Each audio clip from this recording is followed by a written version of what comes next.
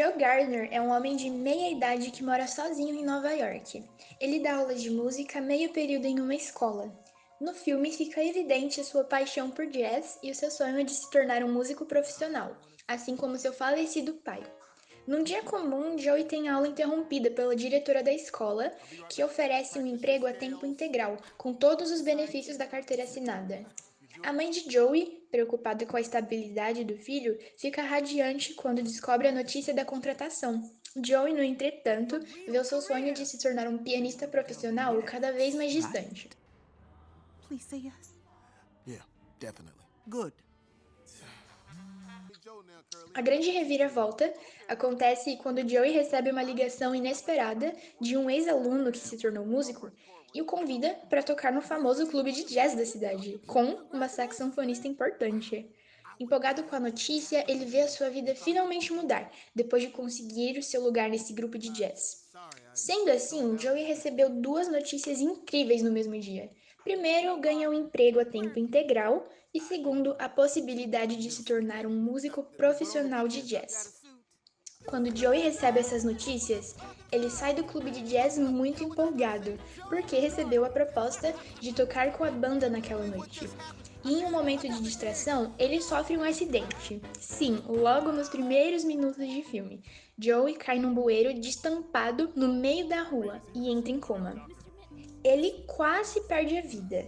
Nesse momento da animação, Joey agora aparece em forma de alma, representada por uma criatura azul. A sua alma está em uma esteira rumo ao fim, mas quando o músico percebe que irá morrer e perder a sua oportunidade de ouro, faz de tudo para voltar ao planeta Terra. Ele sente raiva de ter morrido logo no dia que sua vida vai começar. Ao tentar fugir da esteira do destino, Joey cai por acidente na pré-vida, um espaço que reúne novas almas antes delas nascerem na Terra. É um espaço mágico que essas recém-criadas almas ganham personalidade, descobrem os seus interesses, que irão motivá-las durante a vida. E é na pré-vida que Joey conhece 22, uma alma que nunca conseguiu alcançar o que faltava para seguir rumo à vida na Terra. E por um erro no sistema, Joey se torna seu tutor, uma espécie de responsável por fazer com que 22 encontre seu propósito de vida.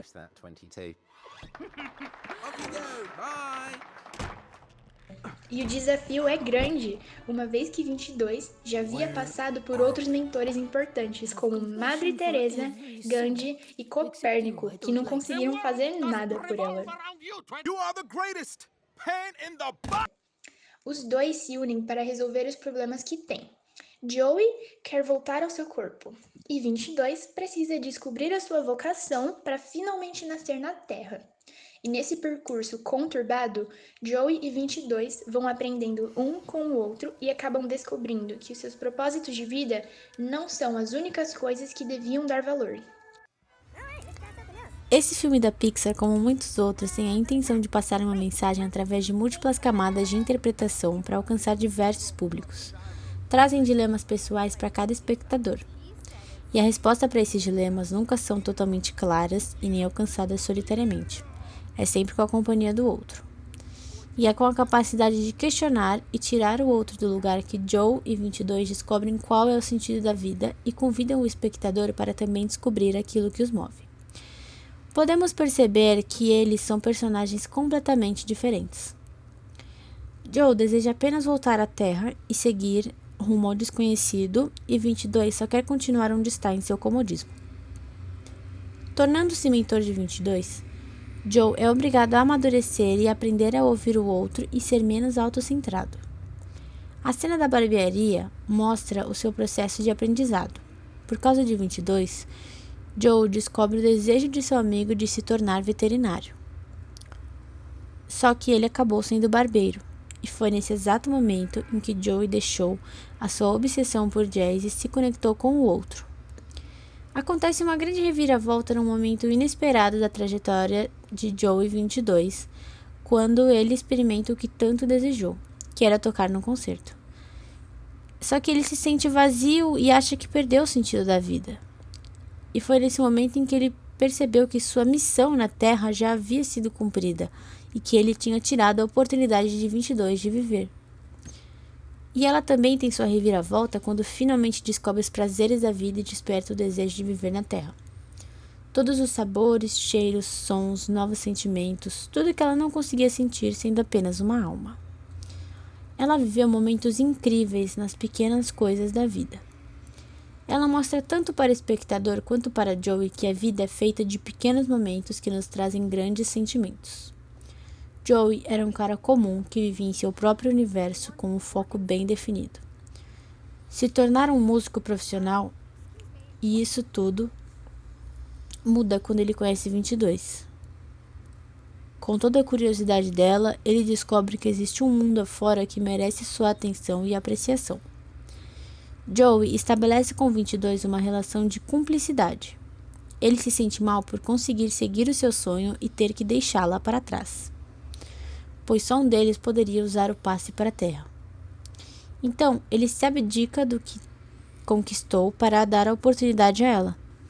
Em uma cena emblemática do filme, quando Joey vai entregar o passe para 22, ela diz ter medo de saltar, e como uma espécie de pai, Joe oferece proteção e diz que irá acompanhá-la até onde ele puder.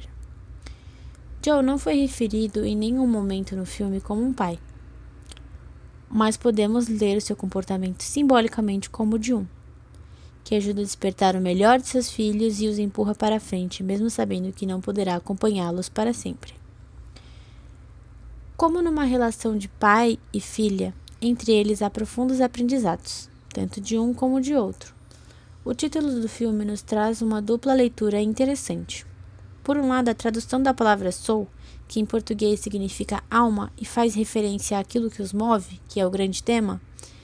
Por outro lado, soul também é um estilo musical ligado à comunidade afro-americana. E a música, mais especificamente o jazz, é a grande motivação de Joe. Não sabemos ao certo qual decisão Joe tomou, nem o destino de 22 e o que a movia. Ficamos todos curiosos para descobrir se eles cruzam seus caminhos na Terra, se 22 nasce e vira aluna dele, ou até mesmo filha. O interessante é que a Pixar deixou que nossa imaginação decidisse qual seria o final e, claro, nos ensinou que devemos aproveitar cada momento da vida, pois os mais simples são os mais importantes. O filme tem relação mais puxada para a teoria semiótica do Peirce. Ele divide a teoria dele em 3 categorias: a primeira idade, a segunda idade e a terceira idade. A primeira idade é a qualidade perceptiva ou sensação. Por exemplo, a qualidade absoluta de uma cor, a brancura ou azulidade, sem remeter a uma comparação ou a outros sentimentos. A secundidade envolve uma reação ou resposta, um fenômeno que existe provocado por outro, corresponde a uma percepção dos fatos e do fato atual. A terceira idade representa aquilo que é em lugar de um outro, é a representação, uma coisa representando outra. O filme tem a caracterização da secundidade, por ter sempre uma reação e sentimento, seja ela de felicidade em finalmente poder realizar seu sonho em tocar num grupo de jazz, ou de desespero por estar entre a vida e a morte, assim como se expressou Joey, o protagonista do filme.